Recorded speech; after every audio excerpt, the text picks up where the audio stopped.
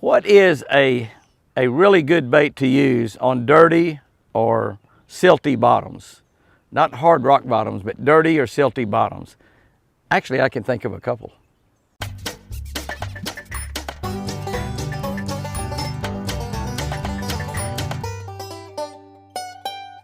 Good morning, guys and girls. April 27, reading from our Jimmy Houston Catch a Better Life book. We are trying to get all of those autographed books out.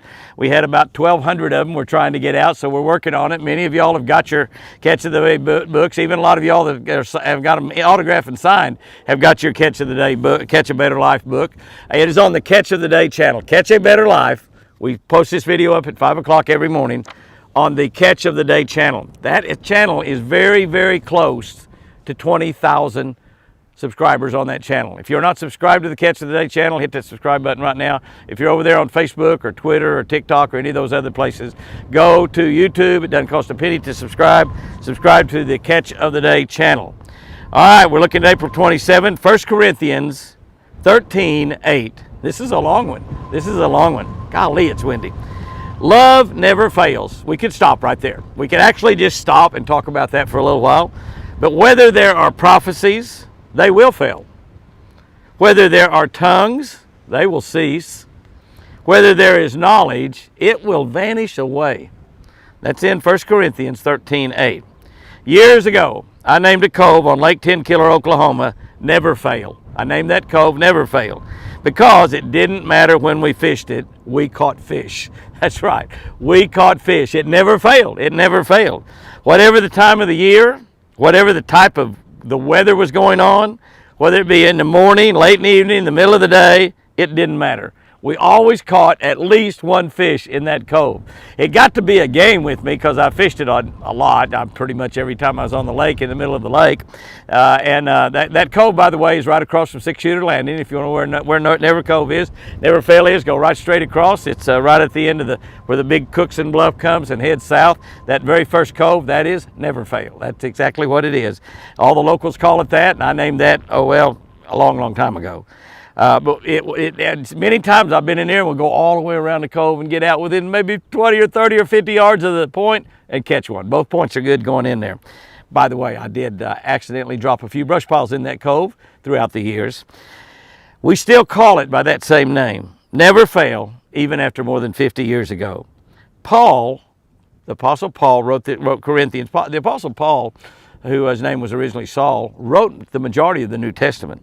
Paul was saying in today's scripture that prophecies, that tongues, and knowledge will either fail, they will cease, or they will disappear. Think about that. Prophecies, tongues, and knowledge will either fail, cease, or disappear, or be totally abolished eventually. But the one item that will never fail is love. Love will never fail. With that in mind, that love will be here in eternity, perpetually. Love will always be many, many years after we're dead and gone to heaven, living forever with our family and our friends and Jesus Christ. Love's going to be what's abound. We need to make love. We need to make love the centerpiece of our lives. We need to make love the centerpiece of our families. We need to make love the centerpiece of our church. Real importantly, we need to make love the centerpiece of our nation, but most importantly, the centerpiece of our relationship with God, the God that hung the moon and stars, the God that created you and me. We need to make love the centerpiece of that relationship.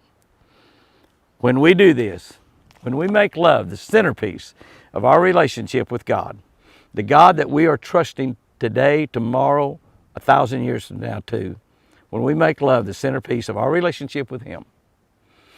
People talk about when I pray publicly, and I hear Him say it all over, it's just like you're talking to a great friend. Well, I am. I love God, and I'm talking to a great friend when I'm praying, when I'm talking to God. When we make love the centerpiece of all of these, how in the world can we fail? How in the world can we fail? Well, can I tell you? We can't. We'll have setbacks, we'll have problems, we'll have bumps in the road, but we won't fail. We cannot, never will fail. Here's our tip for today.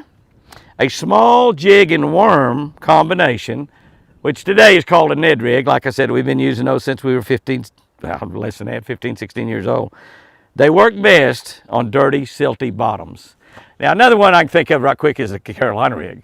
Carolina rig, you're using a big heavy weight, but what you're trying to do in that silty bottom is you're stirring up a little puff or a little cloud of dust. It's not dust because it's wet, but a little cloud of milky looking water, and it lets that fish get a visual sight on something that's going down there. And that little Ned rig, that little jig and worm, a little small jig head and a little tiny worm, hits them little bitty tiny puffs as you bring it around, drag it on the bottom, pull it on the bottom, or let it fall and hit the bottom. Every time it puffs up a little puff, that attracts those fish. And when they move over and look a little closer to it and see what it is, very tempting, tasty morsel, but it'll get them in trouble. Guys and girls, go out there and have you a great one today. And remember, even on a windy day, I sure do love you.